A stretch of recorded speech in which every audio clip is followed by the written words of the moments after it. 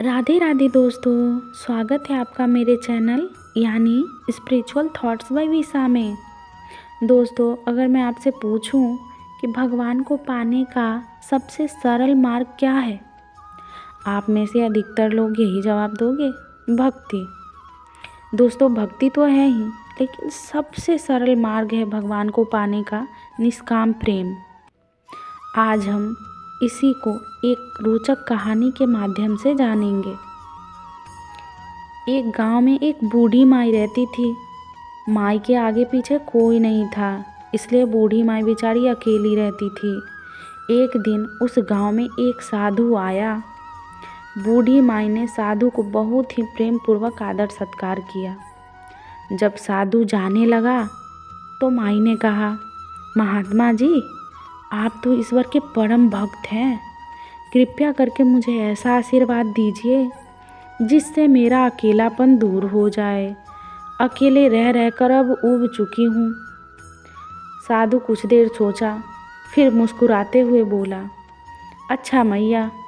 फिर साधु ने अपनी झोली में से एक बाल गोपाल की मूर्ति निकाली और बुढ़िया को देते हुए कहा, माई, ये लो, आपका बालक है, इसका अपने बच्चे की तरह लालन पालन करना। बुढ़िया माई ने बड़े प्यार से साधु से वो मूर्ति ले ली। फिर लाड़ प्यार से ठाकुर जी का लालन पालन करने लगे। एक दिन गांव के कुछ शरारती बच्चों ने देखा कि माई मूर्ति को अपने बच्चों की तरह लाड़ प्यार कर रही है। नटखट बच्चों को माई से हंसी मजाक करने की सूझी। उन्होंने माई से कहा, अरे मैया सुन, आज गांव में जंगल से एक भेड़िया घुस आया है जो छोटे बच्चों को उठाकर ले जाता है और मारकर खा जाता है। तू अपने लाल का ख्याल रखना, कहीं भेड़िया इसे उठाकर ले ना जाए। बुढ़िया माई ने अपने बाल गोपाल को उसी समय कुटिया में विराजमान किया और स्वयं लाठी लेकर दरवाजे पर पहरा लगाने के लिए बैठ गई।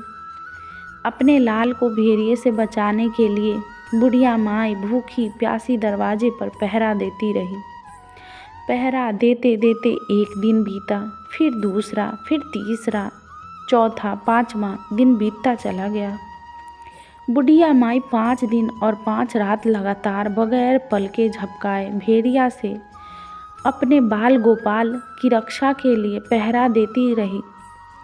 उस भोली भाली मैया का यह भाव देखकर ठाकुर जी का हृदय प्रेम से भर गया।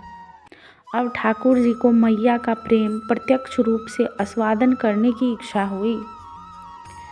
भगवान बहुत ही सुंदर रूप धारण कर, वस्त्र आभूषणों से सुसज्जित होकर माई के पास आए और ठाकुर जी के पाँव की आहट पाकर माई डर गई। कहीं दुष्ट भेड़िया तो नहीं आया मेरे लाल को उठाने। माई ने लाठी उठाई और भेड़िया को भगाने के लिए उठ खड़ी हुई। तब श्याम सुंदर ने कहा, मैया मैं हूँ, मैं तेरा वही बालक हूँ जिसकी तुम रक्षा करती हो। माई ने कहा, क्या?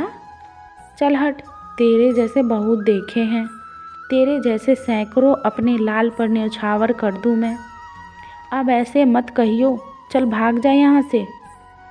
ठाकुर जी ने मैया के इस भाव से और एक निष्ठता को देखकर बहुत ज़्यादा प्रसन्न हो गए। ठाकुर जी मैया से बोले, अरे मोड़ी भोली मैया, मैं त्रिलोकीनाथ हूँ, मुझसे जो चाहे वर मांग लो, मैं तेरी भक्ति से प्रसन्न हूँ। बुढ़िया माई ने कहा, अच्छा आप भगवान हो? मैं आपको 100 प्रणाम करती हूँ।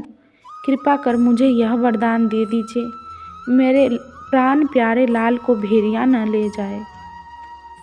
अब ठाकुर जी और ज़्यादा प्रसन्न होते हुए बोले, तो चल मैया, मैं तेरे लाल को और तुझे अपने निज धाम लिए चलता हूँ, वहाँ भेड़िए का कोई भय नहीं है। इस तरह प्रभु बुढ़िया माई को अपने निज धाम लेके चले गए।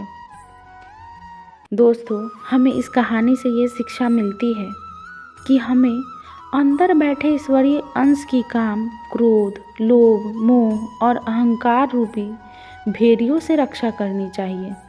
जब हम पूरी तरह से तन्मय होकर अपनी पवित्रता और शांति की रक्षा करते हैं, तो एक न एक दिन ईश्वर हमें ज़रूर दर्शन देते हैं। भगवान को पाने का सबसे सरल मार्ग है भगवान को प्रेम करो, निष्काम प्रेम, जैसा कि बुढ़िया माई ने किया।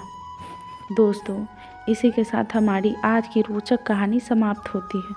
दोस्तों, अगर आपको वीडियो अच्छी लगी हो तो प्लीज़ वीडियो को ज़्यादा से ज़्यादा शेयर करें, लाइक करें और सब्सक्राइब करें। धन्यवाद।